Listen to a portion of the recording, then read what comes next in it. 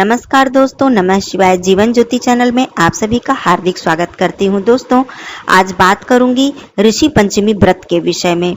इस व्रत का क्या महत्व है, यह व्रत क्यों किया जाता है, इस व्रत को करने से क्या लाभ है, साथ ही तिथि कब से कब तक है और पूजा की विधि क्या है, पूजा का शुभ मुहूर्त क्या है, सभी कुछ आप लोग इस वीडियो में जानेंगे। साथ में पावन कथा भी श्रवण करेंगे। तो आइए ऋषि पंचमी व्रत के विषय में संपूर्ण जानकारी प्राप्त करते हैं। इसके लिए वीडियो में अंत तक बने रहिएगा। चैनल पे पहली बार हैं तो चैनल को सब्सक्राइब कर लीजिएगा। वीडियो पसंद आता है तो इसे एक लाइक जरूर कीजिएगा। कमेंट बॉक्स में हर हर महादेव जरूर लिखिएगा। दोस्तों, गणेश चतुर्थी के दूसरे दिन ऋषि पंचमी का पर्व मनाया जाता है। इसी दिन ऋषि पंचमी का व्रत रखा जाता है। पंचांग के अनुसार भादो मास की शुक्ल पक्ष की पंचमी तिथि को यह व्रत रखा जाता है। इस वर्ष 2023 में ऋषि पंचमी का व्रत 20 सितंबर दिन बुधवार को धारण किया जाएगा। तिथि का प्रारंभ हो जाएगा 19 सितंबर को दोपहर 1:43 से और इसकी समाप्ति होगी 20 सितंबर को दोपहर 2:16 पर। इस प्रकार से उदया तिथि को ध्यान में रखते हुए यह व्रत 20 सितंबर को धारण किया जाएगा। पूजा का शुभ मुहूर्त जो है ऋषि पंचमी के दिन बुधवार को सुबह 11:02 से लेकर दोपहर 1:28 तक इसकी पूजा का शुभ मुहूर्त है, जिसमें कि मुख्य रूप से सप्त ऋषियों की पूजा की जाती है। धार्मिक मान्यताओं के अनुसार मासिक धर्म में महिलाओं द्वारा धर्म कर्म के कार्यों को वर्जित माना जाता है। कहा जाता है कि मासिक धर्म के दौरान जाने अनजाने में किए गए धार्मिक कार्यों से रजस्वला दोष लगता है और इसी रजस्वला दोष से छुटकारा पाने के लिए महिलाओं को ऋषि पंचमी का व्रत करना बेहद ही शुभ माना जाता है, जिससे कि उनके पापों का प्रायश्चित हो जाता है। ऋषि पंचमी का व्रत व्यक्ति को उनके पाप कर्मों से मुक्ति दिलाता है। ऋषि पंचमी का व्रत मुख्य रूप से महिलाएं रखती हैं। ऋषि पंचमी के व्रत का जो नियम है वो हलषष्ठी व्रत के नियम के तरह ही होता है, क्योंकि इसमें भी जुते हुए खेत से उपजा हुआ कोई भी अनाज ग्रहण नहीं किया जाता है। आइए ऋषि पंचमी व्रत की संपूर्ण पूजा विधि समझ लेते हैं। सबसे पहले ऋषि पंचमी व्रत के दिन सुबह सवेरे महिलाओं को उठ जाना चाहिए। सभी माताएं बहनें ब्रह्म मुहूर्त में उठकर अपने घर की साफ सफाई कर लें और स्नान कर लें। स्नान करते समय पानी में गंगा जल अवश्य डालें। इसके बाद आप अपनी दैनिक पूजा संपन्न कर लें। सूर्य देव जी की पूजा, माँ तुलसी जी की पूजा, साथ ही अपने घर के मंदिर में पूजा आदि संपन्न कर लें।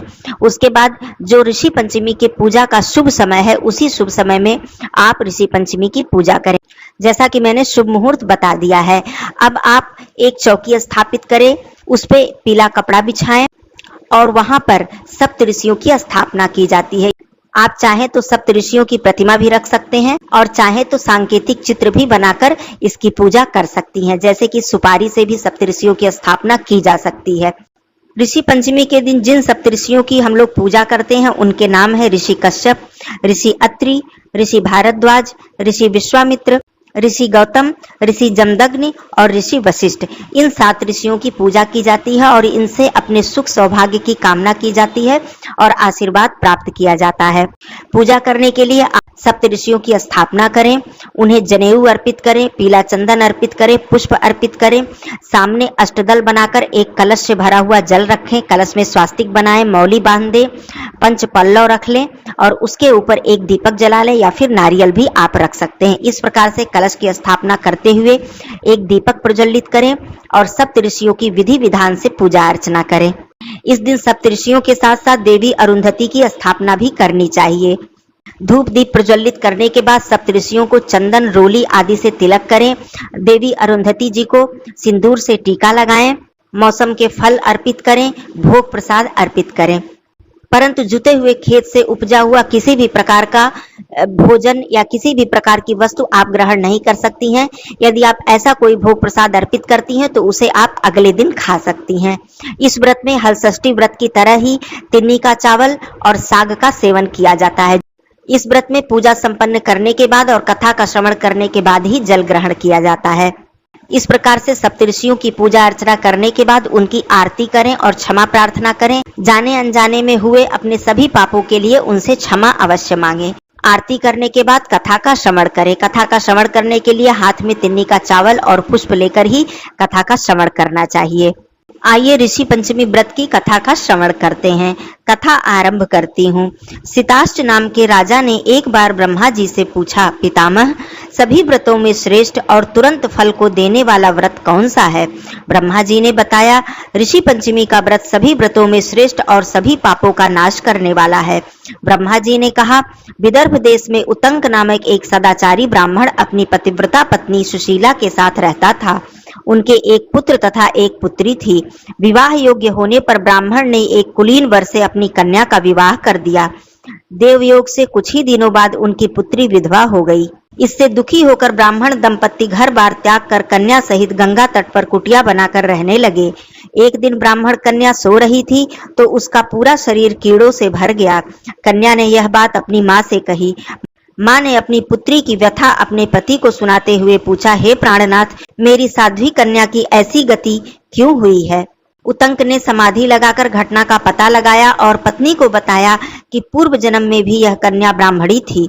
इसने रजस्वला होने के बावजूद बर्तन, रसोई इत्यादि छूकर घर को अपवित्र कर दिया था। उसी का पाप यह इस जन्म में भुगत रही है। इस कष्ट का निवारण केवल ऋषि पंचमी का व्रत एवं पूजन है, लेकिन इसने इस जन्म में भी यह व्रत नहीं किया, इसीलिए इसके शरीर में कीड़े पड़ गए हैं। हिंदू धर्म शास्त्रों की मान्यता है कि रजस्वला स्त्री पहले दिन चांडालिनी, दूसरे दिन ब्रह्मघातिनी तथा तीसरे दिन धोबिन के समान अपवित्र मानी जाती है। चौथे दिन स्नान करने के बाद उसे शुद्धि प्राप्त होती है। यदि हमारी कन्या शुद्ध मन से ऋषि पंचमी का व्रत पूरे विधि विधान से करे तो इसके समस्त दुख दूर हो जाएंगे।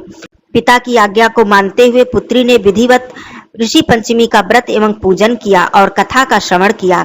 इस व्रत के प्रभाव से वह सारे कष्टों से मुक्त हो गई और अगले जन्म में उसे अटल सौभाग्य सहित अक्षय सुखों की प्राप्ति हुई। बोलिए सप्त ऋषि महाराज की जय।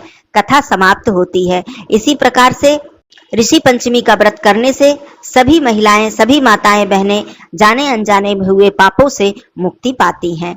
आप सभी को ऋषि पंचमी व्रत की हार्दिक शुभकामनाएं। फिर मिलती हूँ अगले वीडियो में। तब तक के लिए धन्यवाद। नमः शिवाय।